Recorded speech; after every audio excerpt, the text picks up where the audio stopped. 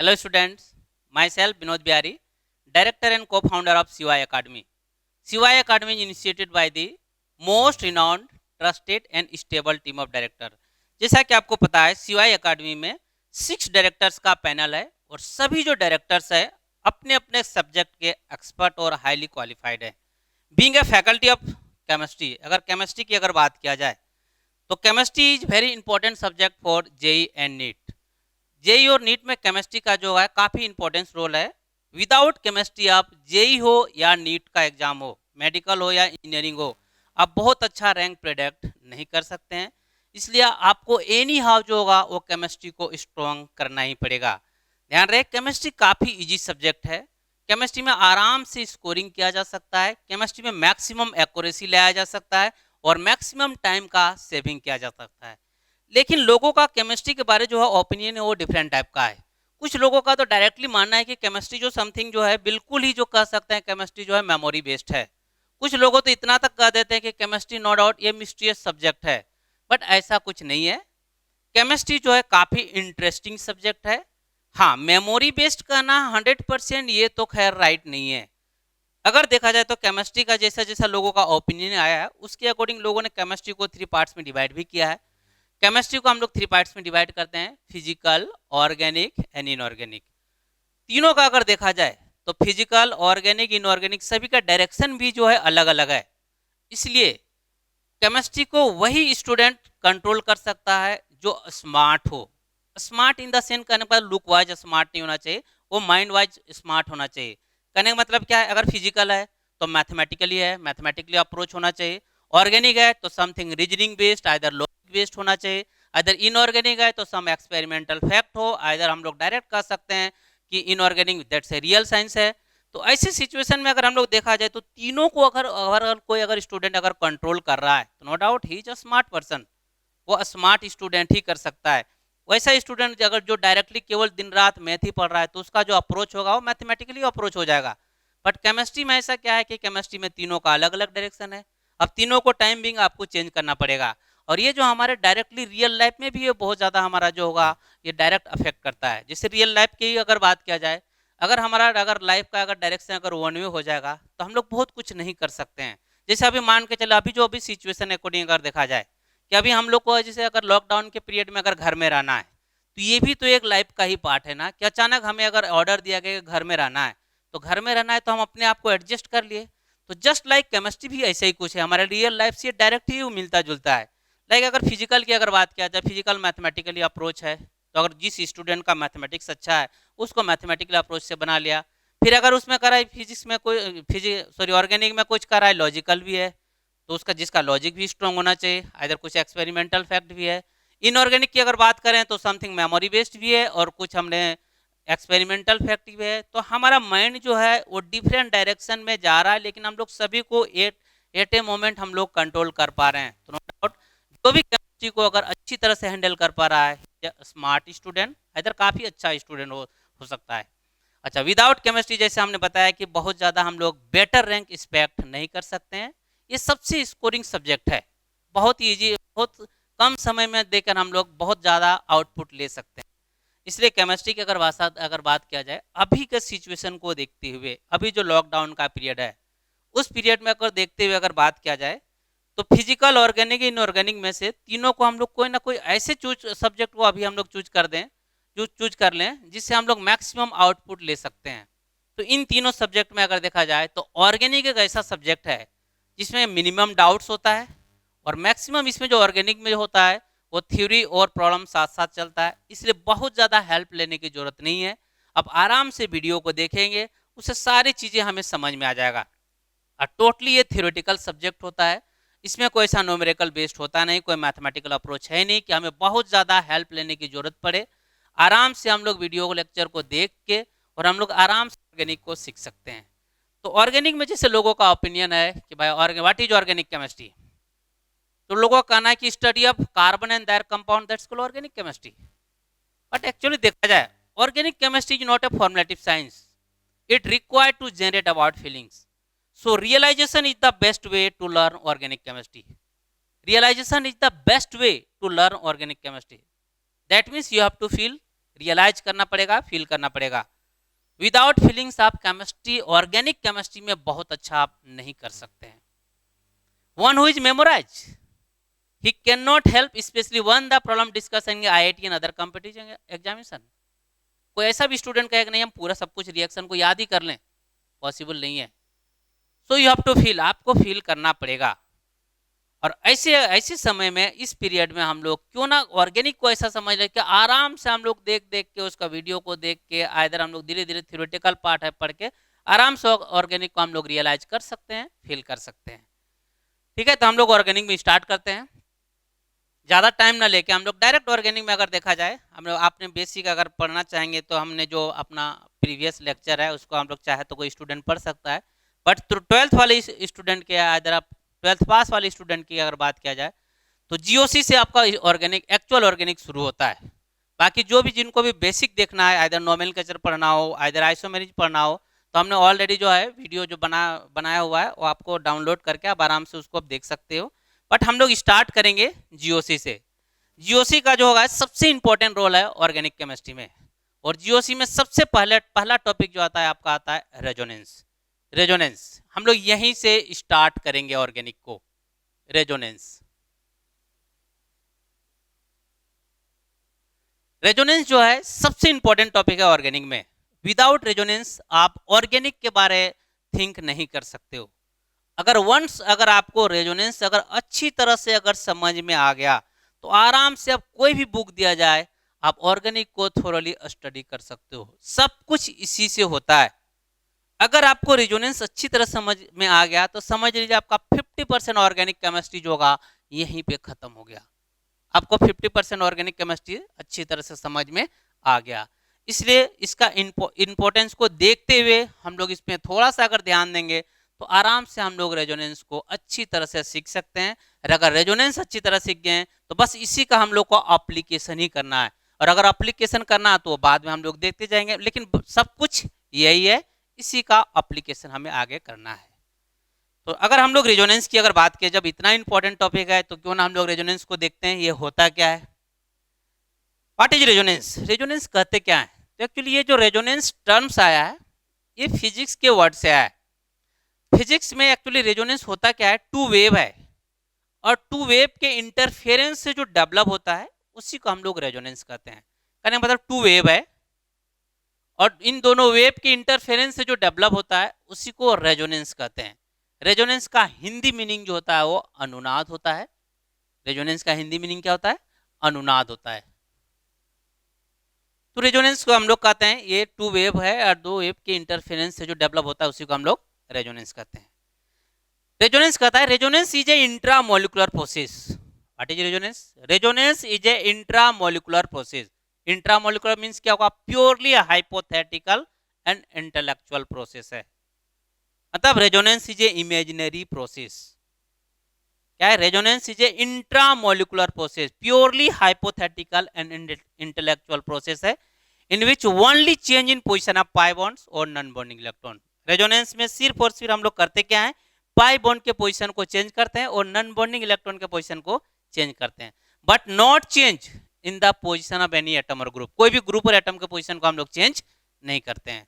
तो रेजोनेंस किसको कहते हैं? तो थोड़ा सा हम लोग डिफाइन कर ले इसको। Resonance is a intramolecular process.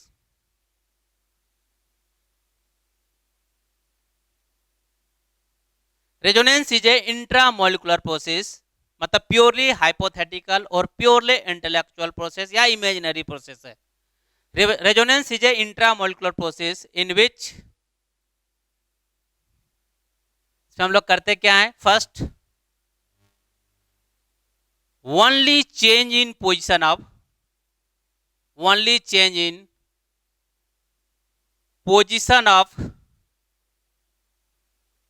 Pi bonds और non bonding electrons.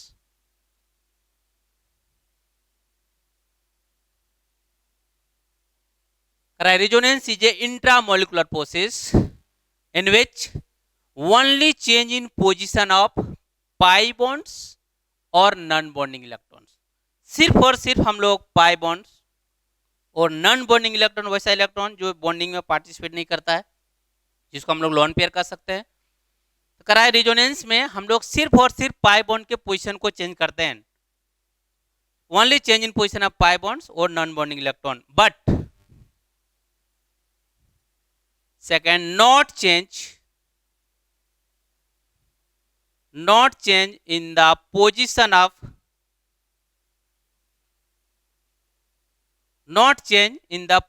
of any atom or group। कोई भी ग्रुप और एटम का पोजीशन को चेंज नहीं करते हैं, मतलब सिर्फ और सिर्फ डबल बॉन्ड और नॉन बॉन्डिंग इलेक्ट्रॉन के पोजीशन को हम लोग चेंज करते हैं। Not change in the position of any atom और ग्रुप, किसी भी ग्रुप और एटम को पोजीशन को चेंज नहीं करते हैं। तो इस डेफिनेशन को देखते ही हमारे माइंड में तुरंत पिक्चर बनना चाहिए कि भाई रेजोनेंस होगा कहाँ।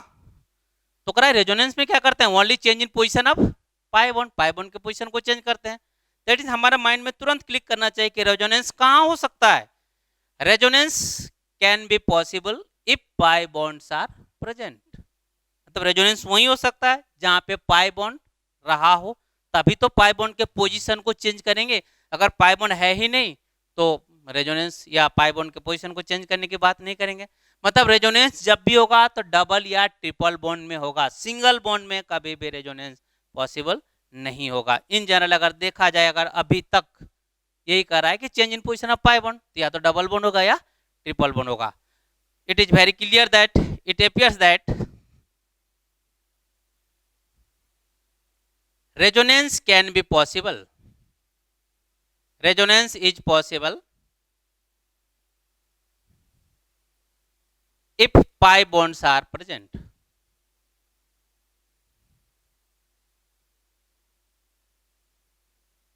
करा रेजोनेंस वही होगा जहां पाई बॉन्ड प्रेजेंट रहा होगा, जहां डबल बॉन्ड या ट्रिपल बॉन्ड प्रेजेंट रहा होगा। एग्जांपल हम लोग देखते हैं। You have to give me a compound CH2 double bond CH double bond CH2। Suppose you have to give me a compound, कोई ऐसा कोई कंपाउंड दिया हुआ है। इस कंपाउंड को अगर ध्यान से देखा जाए, यहाँ पे डबल बॉन्ड है, पहले तो carbon carbon double bond, same type के एटम्स के बीच में मल्टीपल बॉन्ड है। तो एटम अगर सेम है तो इलेक्ट्रॉन अगर डिफरेंस जो होगा वो सेम होगा। और अगर देखा जाए इसमें इलेक्ट्रॉन डिफरेंस सेम हो रहा, हमने हाइब्रिडेशन को भी सेम रख दिया है। यहाँ पे सभी कार्बन का हाइब्रिडेशन क्या है, sp2 डबल बॉन्ड है तो उसका हाइब्रिडेशन क्या होगा sp2, ट्रिपल बॉन्ड का क्या होता है sp। अभी तक हम लोग को ये तो इनिशियल लेवल पे ही जान रहे हैं हम लोग। तो कार्बन कार्बन एक तो सेम एटम के बीच में मल्टीपल बॉन्ड है। सेकंड थिंग हाइब्रिडेशन को भी हमने सेम कर दिया, तो ऑल रिस्पेक्ट में इलेक्ट्रॉन नेगेटिव डिफरेंस जो है एग्जैक्टली क्या है, सेम है। तो वैसे सिचुएशन में हमें आर्बिट्री मानना पड़ेगा। सपोज हम लोग मान लेते हैं electron flow towards such direction, मान लेते हैं कि इलेक्ट्रॉन उधर फ्लो करेगा, pi electron flow towards such direction, इधर फ्लो कर रहा होगा, मान ले आर्बिट्री, ध्यान रहे pi electron flow towards such direction. तो इस कंपाउंड को अगर थोड़ा सा हम लोग इधर और ज्यादा थोड़ा लिख के इसको हम लोग अगर शो करना चाहें किस टाइप का होगा, पाई इलेक्ट्रॉन अगर मान लेते हैं हम आर्बिट्री है कि इधर इलेक्ट्रॉन फ्लो कर रहा है पाई इलेक्ट्रॉन, तो ध्यान रहे one single bond made by participating how many electrons, कितने इलेक्ट्रॉन के शेयरिंग से बनता है 2 electron. One single bond made by participating 2 electron. तो अगर हम लोग पाई इलेक्ट्रॉन की बात करें, सपोज हमने कहा आर्बिट्री मान लेते इधर पाई इलेक्ट्रॉन फ्लो कर रहा है, आप इधर भी मान सकते हो इस पार्टिकुलर कंपाउंड में। क्यों? इसलिए कि इलेक्ट्रॉन का डिफरेंस क्या है इस कंपाउंड का, ऑल रिस्पेक्ट में सेम है। तो हमने मान लिया suppose electron flow towards direction, इधर फ्लो कर रहा है, करे pi electron flow towards direction, मान लेते हैं इधर फ्लो कर रहा होगा। रफली हम लोग इसको लिखना चाहें क्या सिचुएशन आ रहा होगा, तो आपका ऐसा है CH2 डबल बॉन्ड, इस कंपाउंड कार्बन पे क्या आएगा, एटम पे प्लस आएगा, इस पर क्या आएगा माइनस। हमने रफली समझने का ट्राई कर रहे हैं। जो इस पर पॉजिटिव चार्ज आया होगा प्लस, अगर आपका कोई कंपाउंड दिया हुआ लाइक C दिया हुआ है, एक C प्लस दिया है, पूछता है विच इज मोर इलेक्ट्रोनेगेटिव, इन दोनों में कौन ज्यादा इलेक्ट्रोनेगेटिव है, तो obviously C plus is more electronegative than C होगा। तो करे जो ही इस पर हमने इधर से इलेक्ट्रॉन फ्लो किया होगा, इस कार्बन एटम पे क्या होगा पॉजिटिव चार्ज आ गया, और जब पॉजिटिव चार्ज आ गया तो इसका इलेक्ट्रोनेगेटिविटी क्या हो गया, बढ़ गया। So they have also tendency to attract pi electron towards such direction. ये बाकी रेस्ट इलेक्ट्रॉन्स भी क्या करना चाहेगा, उसको अपनी ओर विथड्रॉ करना चाहेगा। इसको अगर हम लोग लिखना चाहें, ध्यान दे लिखने का मेथड क्या होगा, ये जो होगा, हमने जो ये जो पाई बॉन्ड का इलेक्ट्रॉन्स को हमने यहाँ मिड पे लाके छोड़ रहे हैं। क्यों छोड़ रहे हैं इसका भी रीजन हम लोग बता रहे हैं, फिर थोड़ा आगे जाके हम लोग रफली लिखते हैं। ये रफ वर्क है, समझने के लिए हम लोग लिख रहे हैं इसको, ये रफ वर्क है। तो इधर से अगर ये फ्लो करता है सपोज करें, इसलिए ऐसा लिख रहे हैं, इसलिए हम लोग यहाँ पे इसको छोड़ रहे हैं कि ये जो ही इधर से फ्लो किया, इस कार्बन एटम के पास पॉजिटिव चार्ज है, अब इसके पास इलेक्ट्रॉन्स नहीं है। तो जब ये इलेक्ट्रॉन नहीं है तो ना तो ये इलेक्ट्रॉन का शेयर कर सकता है, और जब इलेक्ट्रॉन का शेयरिंग नहीं करेगा तो बॉन्ड का फॉर्मेशन पॉसिबल नहीं है। तो इसलिए हम लोग ये जो बॉन्ड पे इलेक्ट्रॉन है डायरेक्ट इन्वॉल्व हो रहा है बॉन्ड के फॉर्मेशन में, इसलिए हम लोगों ने इसको यहाँ ला के छोड़ा है। कहने मतलब इसको और रफली अगर थोड़ा सा हम लोग लिखना चाहें दिखाने के लिए, तो CH2 यहाँ पे क्या आएगा प्लस, यहाँ पे क्या चार्ज आएगा माइनस, यहाँ पे क्या होगा प्लस, यहाँ पे क्या होगा माइनस, समझने के लिए दैट्स रफ वर्क। और ये जो होगा, अब इसमें अगर हमें ध्यान दे, अगर यहाँ पे अगर बॉन्ड बनाना है तो इसके पास प्लस है, इसके पास इलेक्ट्रॉन्स नहीं है, and one single bond made by participating how many electrons, 2 electron, 2 की जरूरत पड़ेगा, जबकि इस कार्बन के पास इलेक्ट्रॉन्स नहीं है। तो ये जो इलेक्ट्रॉन्स होगा they involve in bond formation, ये जो होगा कहाँ पे इन्वॉल्व हो जाएगा, बॉन्ड के फॉर्मेशन में। इसलिए जब भी ये बॉन्ड पेयर इलेक्ट्रॉन को हम लोग यहाँ ले जाकर छोड़ेंगे, लिखने का ये मेथड है, तो यहाँ पे अगर बॉन्ड के फॉर्मेशन में यूज हो जाएगा। अगर अब ओवरऑल और ज्यादा रफली वे में अभी हम लोग सोचा था इनिशियल लेवल पे, तो ये प्लस माइनस मिलके दोनों क्या कर लेगा, बॉन्ड बना लेगा।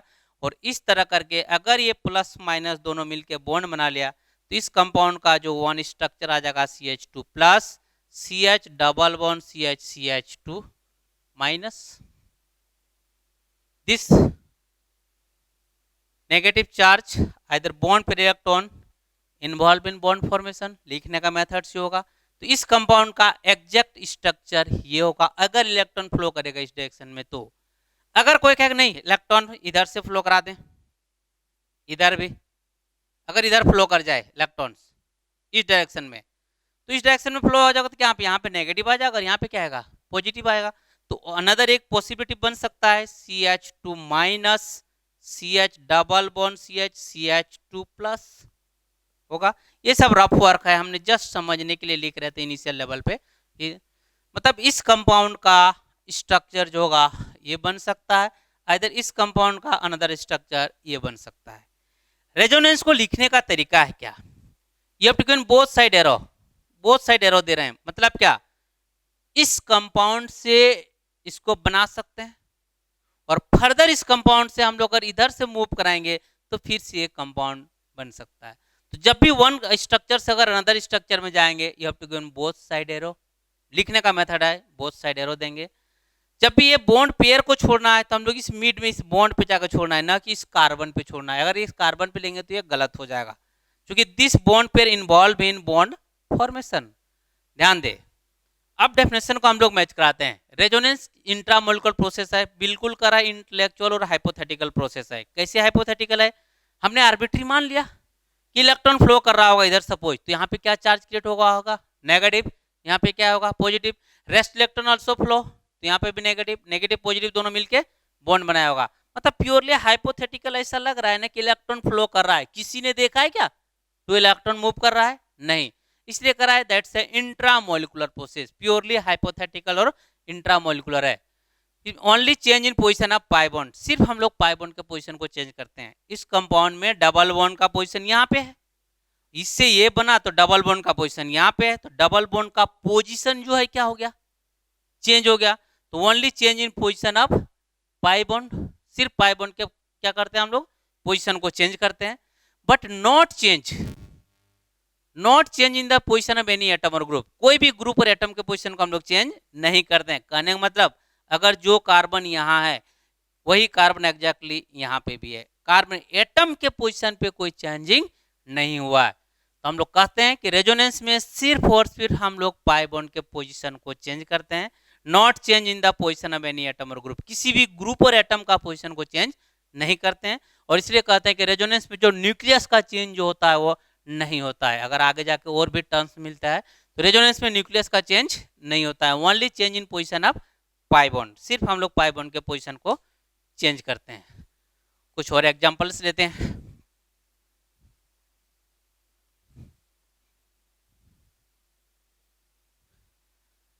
सपोज कंपाउंड दिस वन, अगर कोई ऐसा कंपाउंड दिया, बेंजीन ले लेते हैं हम लोग, बहुत ज्यादा पॉपुलर कंपाउंड है, इसी की बात करें तो बेंजीन को भी अगर ध्यान से देखा जाए तो बेंजीन में ईच कार्बन का हाइब्रिडेशन क्या है, sp2, सभी कार्बन का हाइब्रिडेशन जो है sp2 है, तो सब में जो होगा इलेक्ट्रोनेगेटिव डिफरेंस ओवरऑल क्या होगा, सेम होगा।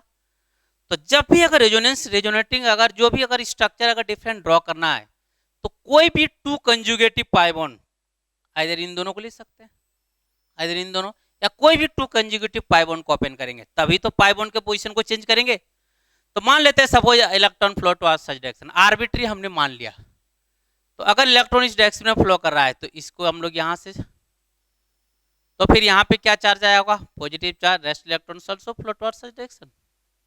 इससे स्ट्रक्चर पहले ड्रॉ करते हैं तो क्या सिचुएशन आया होगा, इस कार्बन पे क्या चार्ज आया होगा, नेगेटिव, यहाँ पे क्या होगा, इस कार्बन पे पॉजिटिव चार्ज अपेयर होगा, इधर से भी ओपन करें इस कार्बन पे नेगेटिव आया होगा, नेगेटिव पॉजिटिव दोनों बॉन्ड बनाया होगा, यहाँ पे आ गया प्लस चार्ज, ये आपका बॉन्ड जो का त्यों है, इधर पे हमने कोई वर्क नहीं किया। अब अगर करें नेगेटिव चार्ज है, इलेक्ट्रॉन का डेंसिटी बढ़ गया और वन टाइम जिधर इलेक्ट्रॉन फ्लो कर, rest electron flow towards such direction, same direction में फ्लो करेगा, तो अब जो होगा इलेक्ट्रॉन इधर से मूव करेगा तो ये भी आगे बढ़ेगा और इससे अनदर स्ट्रक्चर जो बन जाएगा आपका, इस पे कोई वर्क नहीं, इधर से अगर ओपन होता है, इधर से ओपन करते हैं इसको तो यहाँ पे प्लस आएगा, इन दिस नेगेटिव चार्ज और two electron involve in bond formation, तो यहाँ बॉन्ड बन गया। फिर ये जो होगा इस पर पॉजिटिव चार्ज है, कोई इलेक्ट्रॉन है नहीं, ये दोनों जो होगा बॉन्ड के फॉर्मेशन में इन्वॉल्व हो गया, यहाँ पे बॉन्ड बन गया। यहां से अगर यहाँ आते हैं, क्या डिफरेंस है दोनों के बीच में, अगर ध्यान से देखा जाए कंपाउंड को तो only change in position of pi bond, जो डबल बॉन्ड यहां था वो डबल बॉन्ड यहां आ गया, तो only change in position of pi bond, only change in position of pi bond, सिर्फ डबल बॉन्ड का पोजीशन चेंज हुआ है और कुछ भी नहीं हुआ है कंपाउंड में, only change in position of pi bond. तो रेजोनेंस में हम लोग क्या करते हैं, सिर्फ और सिर्फ डबल बॉन्ड के पोजीशन को चेंज करते हैं, ठीक है। अब ध्यान दे, अगर किसी कंपाउंड के डबल बॉन्ड को पोजीशन को चेंज करेंगे तो एक से ज्यादा स्ट्रक्चर का फॉर्मेशन होगा। अगर किसी कंपाउंड में बहुत सारा डबल बॉन्ड्स है और अगर हम लोग डबल बॉन्ड के पोजीशन को चेंज करेंगे तो एक से ज्यादा स्ट्रक्चर का फॉर्मेशन होगा, और वैसे स्ट्रक्चर को हम लोग कैनोनिकल और रेजोनेटिंग स्ट्रक्चर कहते हैं। तो हम लोग एक पॉइंट लिख सकते हैं यहाँ पे, changing the position of pi bond, changing the position of pi bond, changing the position of pi bonds more than one structure will be formed.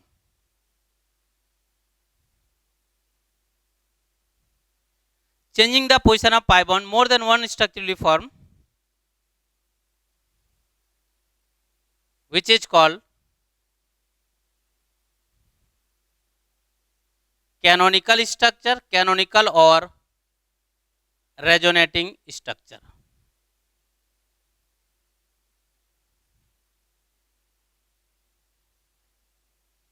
Pi bond का पोजीशन को चेंज करने के कारण डिफरेंट टाइप का structure या different structure का formation होता है, और वैसी स्ट्रक्चर को हम लोग canonical structure either resonating structure कहते हैं। कहने का मतलब ये अपने कंपाउंड अभी जो हमने लिखा था उस कंपाउंड को अगर ध्यान से फर्दर अगर लिखा जाए, मान लीजिए कंपाउंड है, इस कंपाउंड में हमने कहा कि भाई इलेक्ट्रोनेगेटिव डिफरेंस सेम है, तो मान लेते हैं suppose electron flow towards such direction, arbitrary, तो अगर इधर से फ्लो करेगा electron flow towards such direction, तो rest electron also flow towards such direction, इससे वन स्ट्रक्चर का फॉर्मेशन होगा CH2 plus CH double bond CH2 minus, इस कार्बन पे माइनस आया होगा।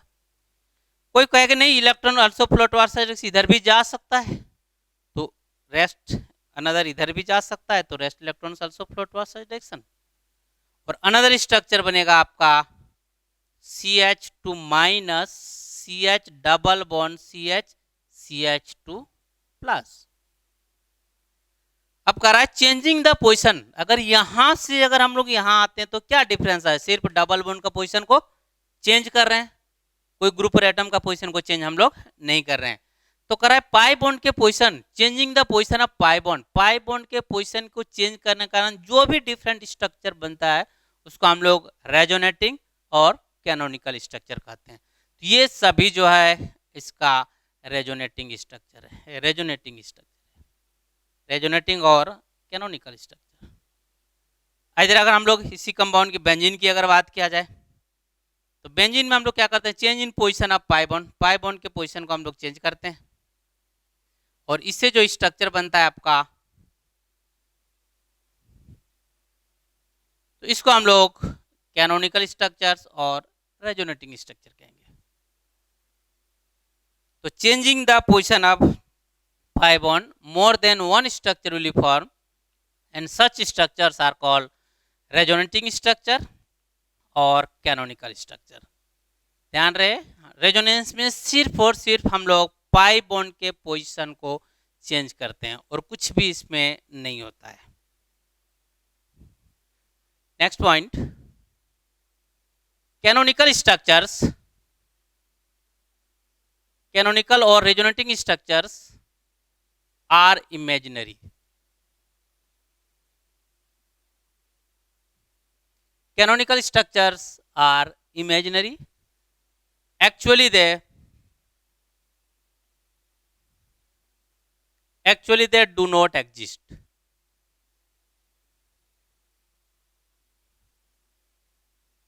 Correct? Canonical structures are imaginary. Actually they do not exist. The real structure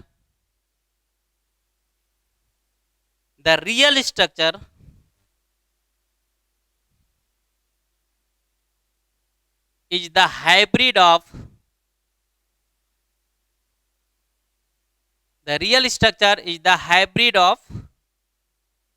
all the canonical structures.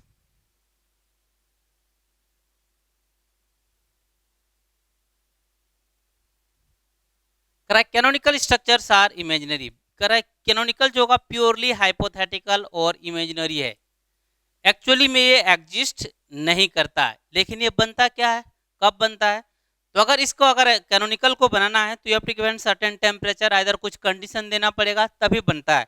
मतलब अगर due to condition अगर बनाया जा सकता है, लेकिन कह रहा है कि उसको हम लोग आइसोलेट नहीं कर सकते हैं, इसलिए कह रहा है दैट्स ए प्योरली क्या हाइपोथेटिकल है, आइदर इमेजिनरी है। रियल क्या होगा, हाइब्रिड होगा।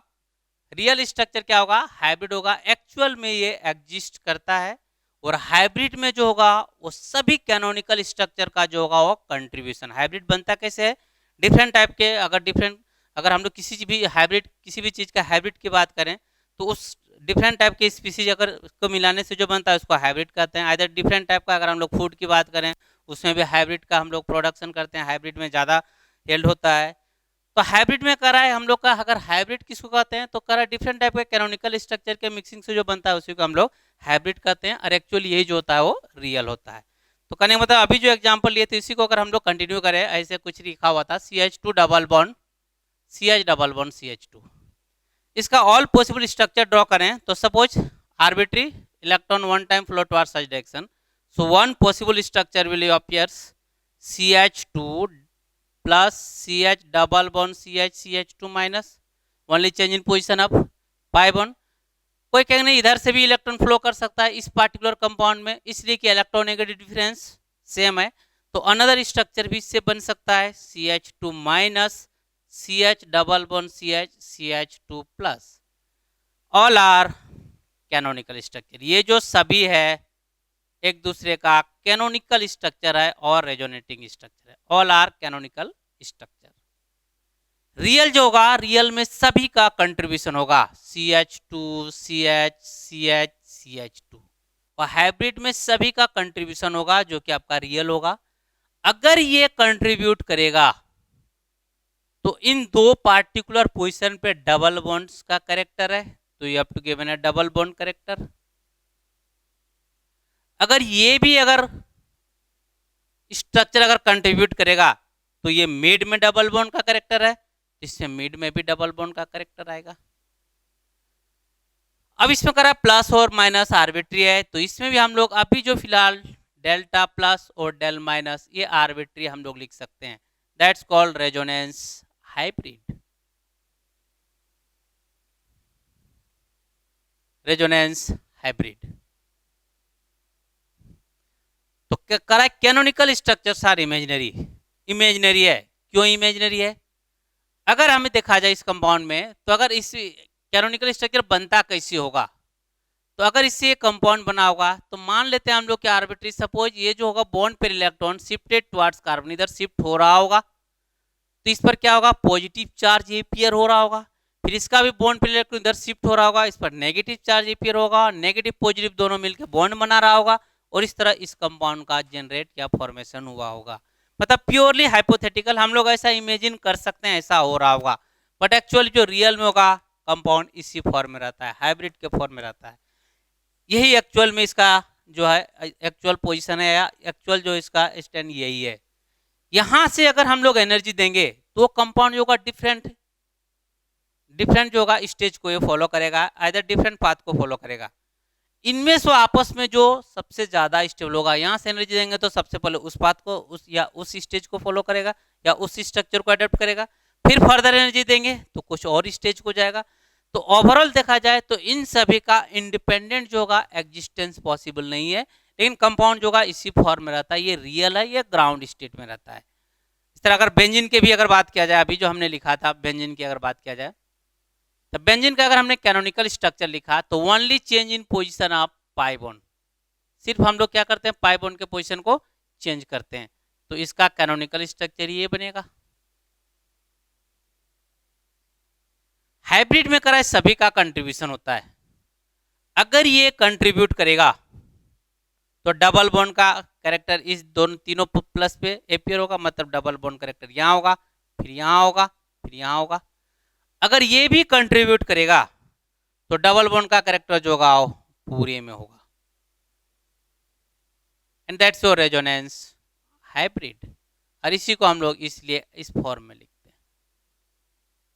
गोल लिखने का मीनिंग क्या है, दैट्स ए रेजोनेंस हाइब्रिड। सो कह सकते हैं हम लोग कैनोनिकल स्ट्रक्चर्स आर इमेजिनरी, ये जो दोनों है एक दूसरे का क्या है, आपका कैनोनिकल स्ट्रक्चर्स है। इससे ये बनाया जा सकता है, फर्दर इससे ये बनाया जा सकता है, इसलिए एप्लीकेशन बोथ साइड एरो, ये लिखने का मेथड्स है। Canonical structures are imaginary, real जो होगा वो हाइब्रिड होगा, और हाइब्रिड में सभी का कंट्रीब्यूशन होगा। हाँ, जो कैनोनिकल स्ट्रक्चर जितना ज्यादा स्टेबल होगा उसका हाइब्रिड में कंट्रीब्यूशन भी उतना ही ज्यादा होगा। कहने मतलब relative contribution in resonance hybrid, relative contribution in resonance hybrid depends upon the relative stability of canonical structure। अगर जो कैनोनिकल स्ट्रक्चर जितना ज्यादा स्टेबल होगा हाइब्रिड में उसका कंट्रीब्यूशन उतना ही ज्यादा होगा। दैट इज इस लाइन को हम लोग यहाँ पे लिख सकते हैं, relative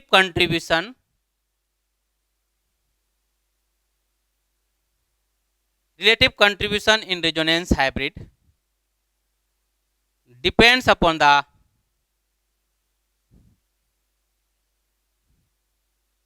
relative stability of canonical structures, relative stability of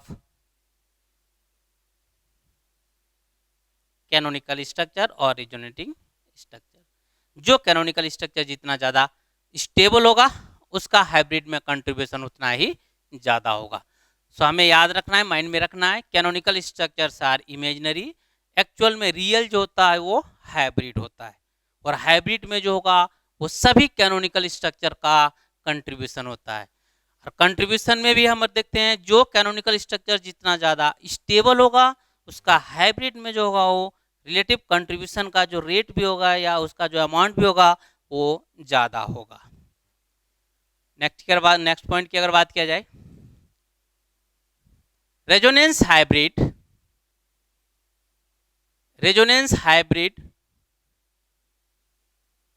is always more stable always more stable than canonical structure.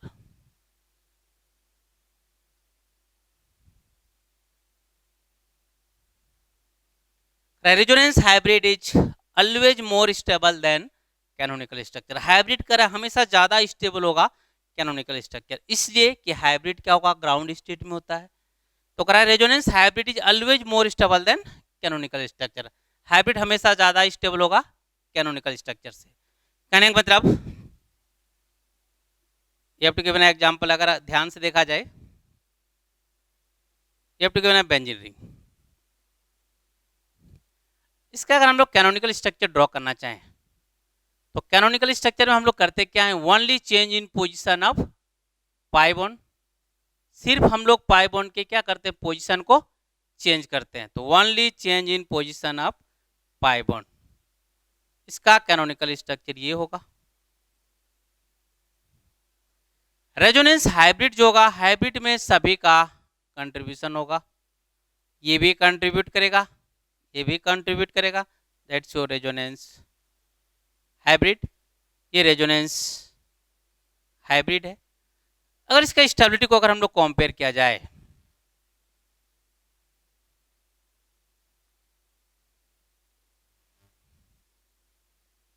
अगर हम लोग वन साइड में अगर हम लोग इसको रिप्रेजेंट करते हैं पोटेंशियल एनर्जी, और इधर हम लोग कहते हैं रिएक्शन कोऑर्डिनेट, इधर progress of reaction, reaction coordinate.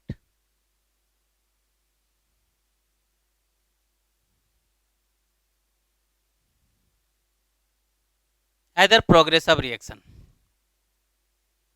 ध्यान रहे, ये दोनों आपस में कैनोनिकल स्ट्रक्चर्स है. ठीक है. Resonance hybrid is always more stable, तो इसका पोटेंशियल एनर्जी ये होगा, इतना पोटेंशियल एनर्जी होगा. कैनोनिकल स्ट्रक्चर्स का पोटेंशियल एनर्जी ये है. जो ज्यादा स्टेबल होगा उसका पोटेंशियल एनर्जी क्या होगा, कम होगा. अब हमें कह रहा है resonance hybrid is always more stable than canonical structure. Hybrid कह रहा है हमेशा ज्यादा स्टेबल होता है कैनोनिकल स्ट्रक्चर से, तो जो ज्यादा स्टेबल होगा उसका पोटेंशियल एनर्जी क्या होगा, कम होगा. ठीक है. अब इसमें ओवरऑल ध्यान से अगर देखा जाए, इससे ये कंपाउंड बना होगा, इससे ये कंपाउंड बना होगा. तो ऐसा तो नहीं होगा कि ये डायरेक्ट ये डबल बॉन्ड यहां से यहां पे आ गया होगा. डायरेक्ट ये डबल बॉन्ड तो शिफ्ट नहीं हो सकता है. ड्यूरिंग द रिजोनेंस क्या होगा, एंड ड्यूरिंग द रेजोनेंस, अगर रिजोनेंस होने का प्रोसेस में कुछ बॉन्ड का क्लीवेज होता है और कुछ नए बॉन्ड का क्या होता है, फॉर्मेशन होता है. तो करा ड्यूरिंग द रेजोनेंस कुछ बॉन्ड का क्लीवेज होता है और कुछ जो होगा बॉन्ड का फॉर्मेशन होता है. और इस पीरियड में करा net resultant some amount of energy जो होता है वो रिलीज होता है.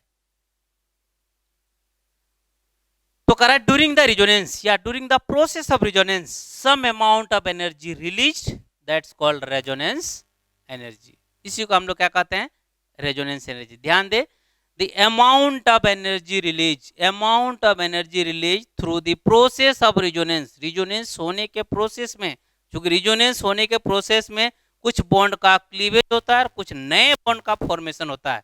तो किसी भी कंपाउंड में क्यों रेजोनेंस होता है, तो सिंपल कहा जा सकता है to gain stability.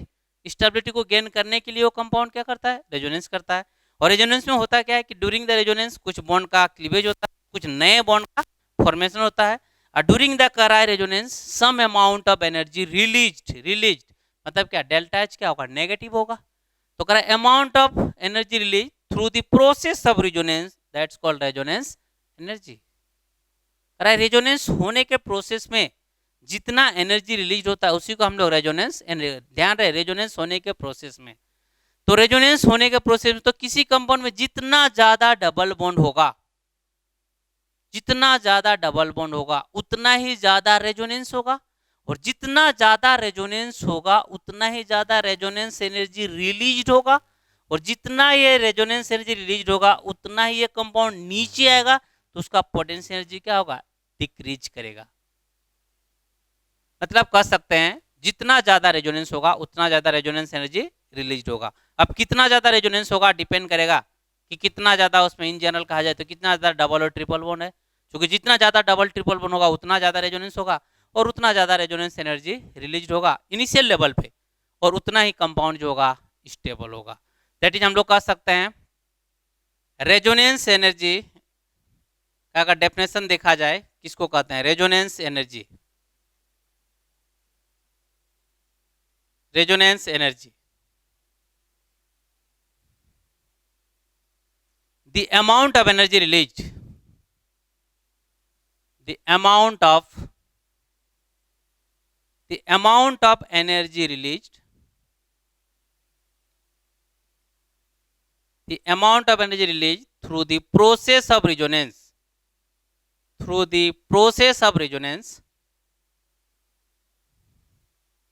the amount of energy released through the process of resonance is called resonance energy.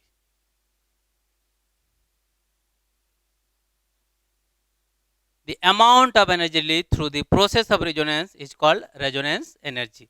That is हम लोग कह सकते हैं कि resonance energy is directly proportional to stability.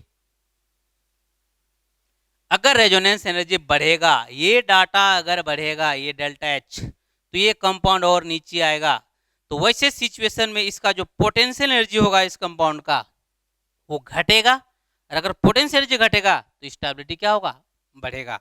So resonance energy is directly proportional to stability and inversely proportional to potential energy.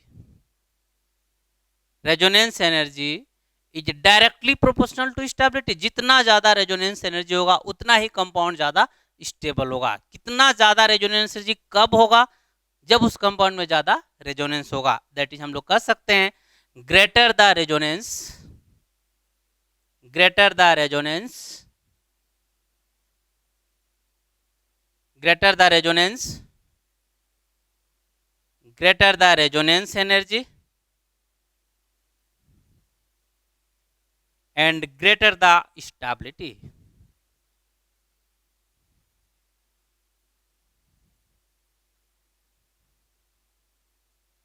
Greater the resonance, greater the resonance energy and greater the stability. So resonance energy जब भी कहेंगे amount of energy release हो रहा है, मतलब resonance energy जब भी होगा तो नेगेटिव में होगा। अगर डाटा वाइज अगर क्वेश्चन दिया हुआ है तो जिसमें नेगेटिव का डाटा ज्यादा है उस कंपाउंड का स्टेबिलिटी ज्यादा होगा। चूंकि अमाउंट एनर्जी रिलीज, व्हाट है रिलीज, मतलब रेजोनेंस एनर्जी होगा वो नेगेटिव में होगा। रेजोनेंस एनर्जी जो होगा वो नेगेटिव होगा। So amount of energy release through the process of resonance either during the resonance some amount of energy release, that's called resonance energy. उसी को हम लोग रेजोनेंस एनर्जी कहते हैं। तो किसी भी कंपाउंड में जितना ज्यादा रेजोनेंस होगा उतना ज्यादा रेजोनेंस एनर्जी रिलीज होगा, उतना ही उसका पोटेंशियल एनर्जी फिर घटेगा और उतना ही कंपाउंड ज्यादा स्टेबल होगा। So greater the resonance energy and greater the stability. So resonance is directly proportional to stability and inversely proportional to potential energy. तो एक दो पॉइंट हमें माइंड में रखना है। रेजोनेंस किसको कहेंगे? Resonance is a intramolecular process, that means purely hypothetical and purely intellectual process. Resonance में हम लोग only change in position of pi bond करते हैं और non bonding electron, not change in the position of any atom और group. किसी भी group और एटम का पोजीशन को हम लोग चेंज नहीं करते हैं। रेजोनेंस में करा है ड्यूरिंग द, करा है रेजोनेंस एक से ज्यादा स्ट्रक्चर का फॉर्मेशन होता है और वैसे स्ट्रक्चर को हम लोग कैनोनिकल या रेजोनेटिंग स्ट्रक्चर कहते हैं। कैनोनिकल स्ट्रक्चर्स आर इमेजिनरी होता है। रियल जो होगा एक्चुअल में क्या होता है, हाइब्रिड होता है। और हाइब्रिड में जो होगा सभी कैनोनिकल स्ट्रक्चर का जो होता है वो कंट्रीब्यूशन होता है। और resonance hybrid is always more stable than canonical structure. Hybrid जो होगा हमेशा ज्यादा स्टेबल होता है कैनोनिकल स्ट्रक्चर से। ये हम लोग रेजोनेंस को डिफाइन कर सकते हैं, रेजोनेंस का डेफिनेशन बता सकते हैं क्यों होगा। इसमें एक चीज हम लोगों ने ध्यान को देखना है यहाँ ध्यान से, कि हमने मान लिया resonance hybrid is always more stable than canonical structure. अगर देखा जाए कि अगर पूछा जाए why resonance hybrid is always more stable than canonical structure, क्यों हाइब्रिड ज्यादा स्टेबल होगा कैनोनिकल स्ट्रक्चर से। अगर यहाँ से कोई ग्राफ दिखना चाहेगा इस डायग्राम में तो ग्राफ में देख सकता है कि भाई हाइब्रिड का पोटेंशियल एनर्जी कम है, लेकिन क्यों कम है, आइदर इसको हम लोग कैसे हम लोग देख सकते हैं। तो अगर एक क्वेश्चन लिखा जाए, why resonance hybrid is always more stable than canonical structure, hybrid क्यों ज्यादा स्टेबल होता है कैनोनिकल स्ट्रक्चर से।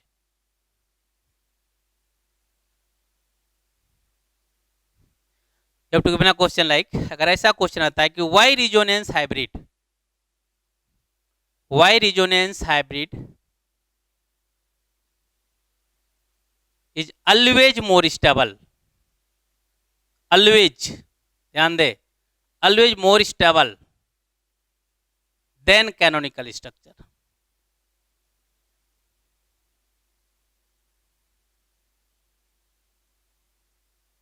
हाइब्रिड क्यों ज्यादा स्टेबल होता है कैनोनिकल स्ट्रक्चर से, इसको भी हम लोग समझ सकते हैं। ध्यान रहे, हम लोग बिल्कुल ही बेसिक, बिल्कुल ही डेफिनेशन वाइज जीरो से हम लोग चल रहे हैं। टर्म्स को थोड़ा थोड़ा समझने का कोशिश करेंगे, नो डाउट थ्योरेटिकल टर्म्स है सारे, थोड़ा थोड़ा समझने का कोशिश करेंगे। जिसे हमने कहा रेजोनेंस होता क्या है, तो resonance purely hypothetical imaginary process है। रेजोनेंस में हम लोग सिर्फ पाई बॉन्ड और नॉन बॉन्डिंग इलेक्ट्रॉन के पोजीशन को हम लोग चेंज करते हैं। रेजोनेंस में हम लोग कहते हैं किसी ग्रुप और एटम के पोजीशन को चेंज नहीं करते हैं।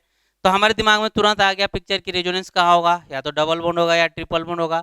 रेजोनेंस में कोई भी कंपाउंड का अगर किसी कंपाउंड से अगर हम लोग डिफरेंट स्ट्रक्चर बनाते हैं, तो ऐसी स्ट्रक्चर को हम लोग रेजोनेटिंग या कैनोनिकल स्ट्रक्चर कहते हैं। फिर कहा गया कैनोनिकल स्ट्रक्चर चाहे इमेजिनरी होता है, रियल कौन होता है, हाइब्रिड होता है। हाइब्रिड में क्या होता है, सभी कैनोनिकल स्ट्रक्चर का क्या होता है, कंट्रीब्यूशन होता है। फिर देखा गया कि रेजोनेंस हाइब्रिड होगा हमेशा ज़्यादा स्टेबल होता है किससे, कैनोनिकल स्ट्रक्चर से। तो उसी में हम लोग को देखना है कि why resonance hybrid is always more stable than canonical structure. आखिर हाइब्रिड हमेशा क्यों ज़्यादा स्टेबल होता है कैनोनिकल स्ट्रक्चर से। जस्ट हम लोग इसको अगर थोड़ा सा एनालाइज करना चाहेंगे तो कैसे हम लोग देख सकते हैं। तो चलिए इसमें अगर हम लोग देखा जाए कैसे हम लोग सोच सकते हैं। हम लोगों ने जो अभी एग्जाम्पल लिया था उसी एग्जाम्पल को अगर रिपीट किया जाए, यहाँ से हमें कुछ दिख सकता है। मान लिया कंपाउंड हमने लिया था, इसी कंपाउंड को हम लोग बहुत देर से लिख भी रहे हैं, आगे देखेंगे हम लोग बहुत सारा भी स्ट्रक्चर ड्रॉ करेंगे। इस कंपाउंड का ऑल पॉसिबल रेजोनेटिंग स्ट्रक्चर लिखा जाता है। सपोज मान लेते हैं arbitrary one time electron flow towards such direction.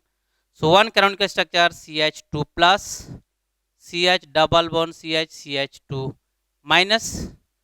Another canonical structure इसका अगर ड्रॉ करना चाहें तो इधर से भी फ्लो कर सकता है, तो CH2 minus CH double bond CH2 plus. Resonance hybrid में क्या होगा, सभी का कंट्रीब्यूशन होगा, ये भी कंट्रीब्यूट करेगा, ये भी करेगा, ये भी करेगा कंट्रीब्यूट। रेजोनेंस हाइब्रिड, ये डेल माइनस और डेल प्लस आर्बिट्री होगा रेजोनेंस हाइब्रिड। करा hybrid is always more stable, करा ये हमेशा ज्यादा स्टेबल होगा इन सभी कैनोनिकल स्ट्रक्चर से। ऐसा क्यों होगा, थोड़ा सा अगर हम लोग इसको पॉइंट वाइज देखना चाहेंगे क्या होगा। तो पहले हम लोग इस कंपाउंड का अगर ध्यान दें, इसकी अगर बात करें, इसका हम लोग थोड़ा पाई ऑर्बिटल डायग्राम ड्रॉ करते हैं, पाई ऑर्बिटल पिक्चर। तो पाई ऑर्बिटल पिक्चर अगर ड्रॉ करना है, इच कार्बन का हाइब्रिडेशन क्या है, sp2, सभी कार्बन का हाइब्रिडेशन sp2 है। थोड़ा अधिक आइडिया होगा, in case of sp2 hybridisation one orbital remains unhybridised which is just perpendicular to sp2 plane.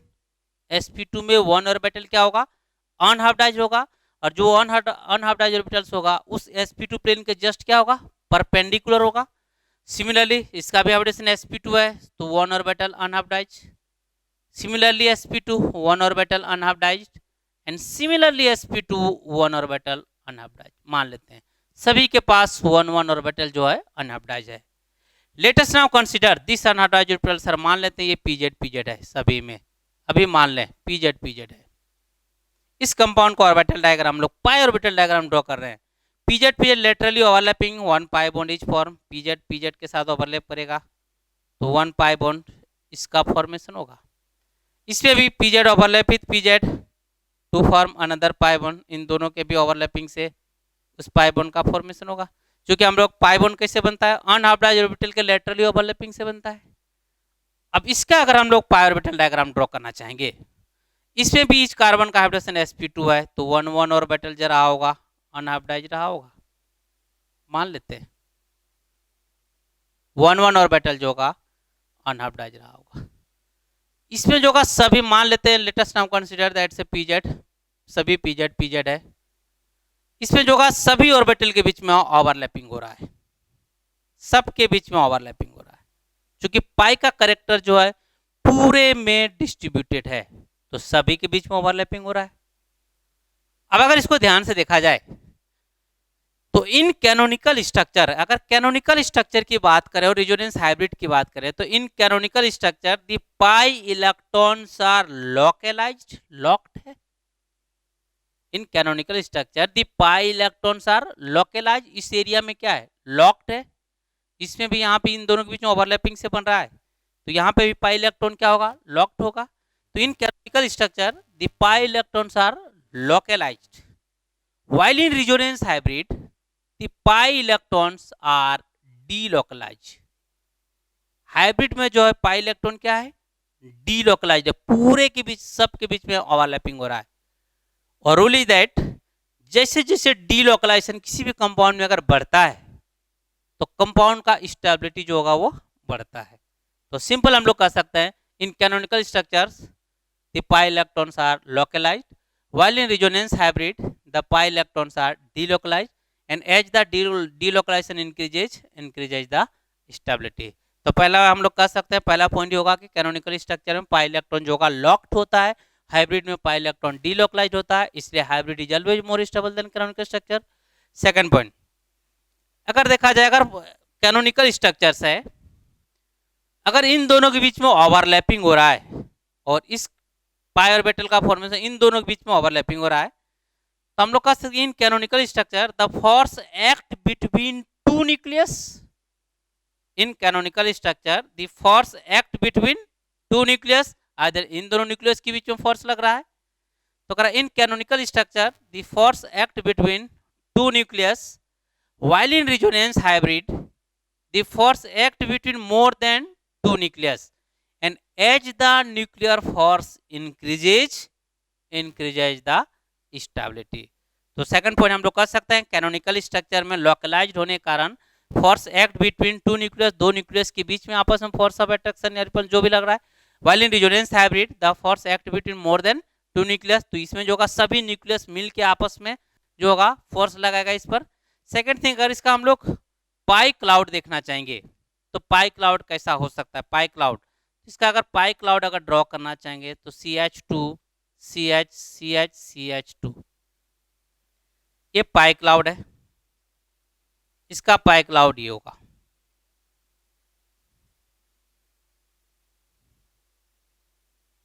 ध्यान रहे रेजोनेंस में हम लोग ओनली 2 इलेक्ट्रॉन पार्टिसिपेट, क्योंकि हम लोग रेजोनेंस में सिर्फ और सिर्फ एक ही नए बॉन्ड का फॉर्मेशन करते हैं, और वन सिंगल बॉन्ड बनाने के लिए हमें कितने इलेक्ट्रॉन चाहिए, 2 इलेक्ट्रॉन।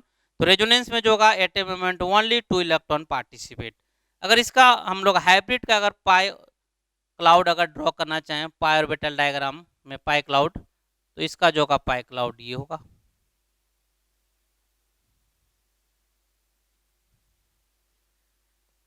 ध्यान दे in canonical structure on moving from canonical structure to resonance hybrid the pi molecular orbital volume increases and consequently the pi electronic repulsion decreases। That means अगर ये एक छोटे वाले ऑर्बिटल पे 2 इलेक्ट्रॉन्स और एक बड़े वाले ऑर्बिटल पे 2 इलेक्ट्रॉन्स है, तो obviously this one is more stable. क्यों, यहाँ फोर्स ऑफ रिपल्सन जो होगा वो मिनिमम होगा और यहाँ जो फोर्स ऑफ रिपल्सन होगा ज्यादा होगा। On moving from canonical structure to resonance hybrid the pi molecular orbital volume increases and consequently the pi electronic repulsion decreases, so hybrid is always more stable than canonical structure। तो हमें इसमें देखना है कि hybrid क्यों ज्यादा stable होगा। तो पहली बात कह सकते हैं in canonical structure the pi electrons are localized, canonical structure में पाई इलेक्ट्रॉन जो है लॉक्ड होता है, लोकलाइज्ड होता है। while in resonance hybrid the pi electrons are delocalized, हाइब्रिड में पाई इलेक्ट्रॉन जो होगा पूरे में डिस्ट्रीब्यूटेड हो जाता है, डीलोकलाइज्ड हो जाता है, इसलिए हाइब्रिड ज्यादा स्टेबल होता है। In canonical structure, the force act between 2 nucleus, while in resonance hybrid, the force act between more than 2 nucleus, and as the nuclear force increases the stability।